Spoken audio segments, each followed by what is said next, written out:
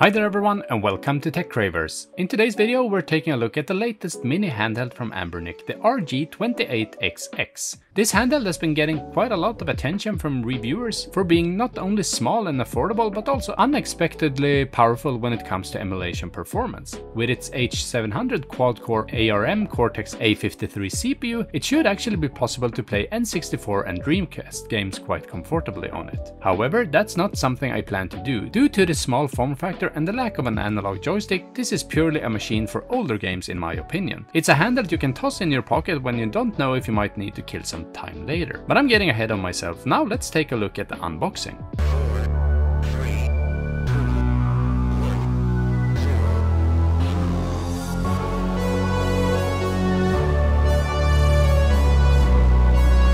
So, as many of you might have guessed, the RG28XX arrives neatly packed in a classic white Anbernic box, sporting the outline of the device on the front. Crack it open and voila, inside we got the star of the show, the handheld itself, snugly nested within.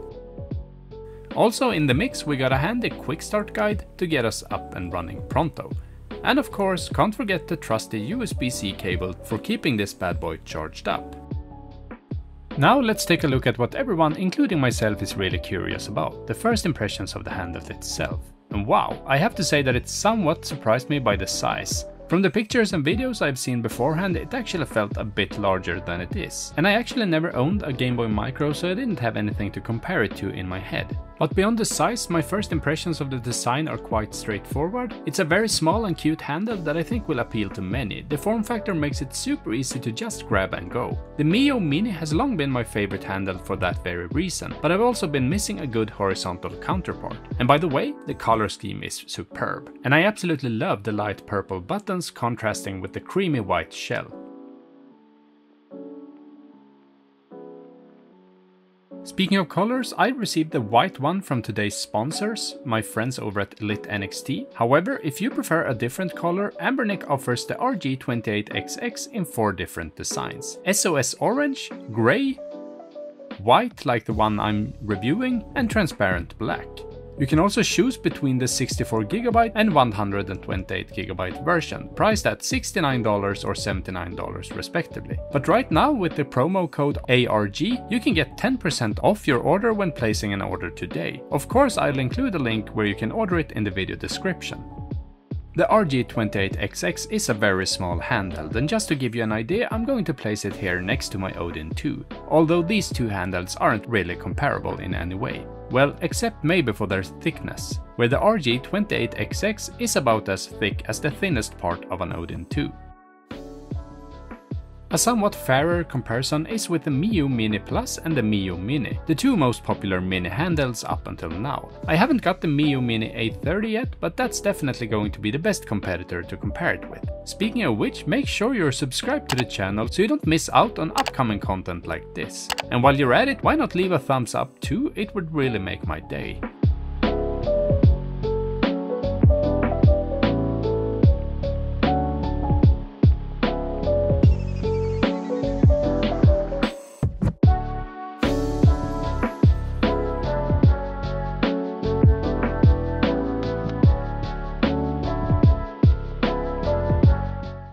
Before we move on from the discussion of size to some hard-hitting facts about what's inside the RG28XX, it's impossible not to first mention my first retro handheld emulator, the Retro Mini's PocketGO. It's eerily similar in size, although it sports a slightly smaller 2.4-inch screen compared to the 2.83 inches on the RG28XX. It's truly surreal to think about how far the handheld development has come since the fall of 2019 when I picked up the PocketGO for $45. At best, it could play some SNES games if I were lucky. Today we're effortlessly running Dreamcast games in the same form factor. But now it's time to delve into what's inside the RG28XX.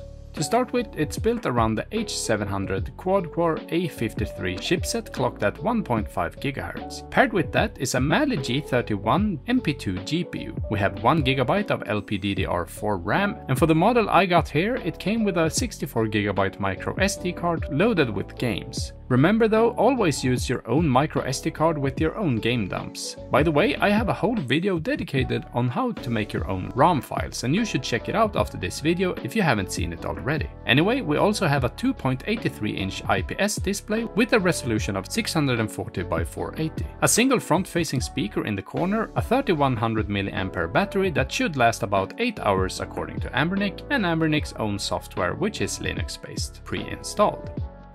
Taking a closer look at all the buttons and the hardware, we can quickly see that, for example, the D-pad, while it does its job when playing, it's on the smaller side and it looks quite plastically and cheap, to be honest. But I really want to point out that it feels better than it looks. The action buttons are rubber membrane and feel appropriately sized for the small form factor. It's important to keep in mind that this isn't a handheld that you're expected to play for hours on end in one sitting. The shoulder buttons are parallel and the L2 and R2 are slightly raised so they can be distinguished. Ideally, I prefer stacked shoulder buttons, but for a handheld this small I can overlook it. In addition to the shoulder buttons, we find the USB-C port for charging, LED indicators, a menu button, and a mini HDMI port for connecting to an external screen. On the right side we have the start button and the reset button. And underneath the handheld we find a headphone jack and 2 micro SD card slots. The back of the handheld looks quite clean and sleek with only the Anbernic logo and 4 distinct screws if we ever decide to open up the device, for instance to replace the battery in the future.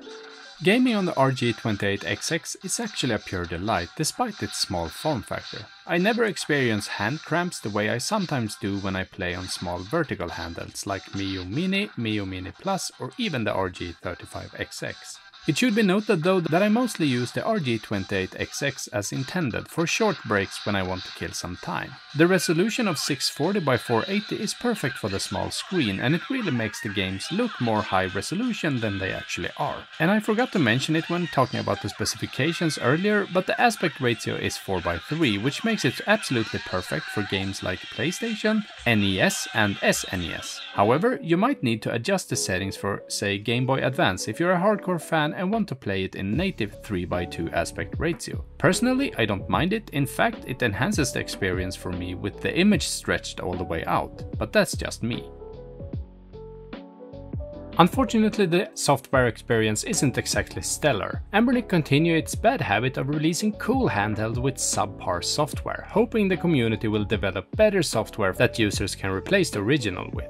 These handhelds could have been fantastic devices to give to kids, but if it requires flashing a new operating system to fully utilize the device, it's not exactly user-friendly. Take for example the odd quirk that you shouldn't start games from the games room section on the far left. If you do, you'll experience lag with several games. However, if you start a game from the RG game option right next to it, you'll get significantly better results. What's that about?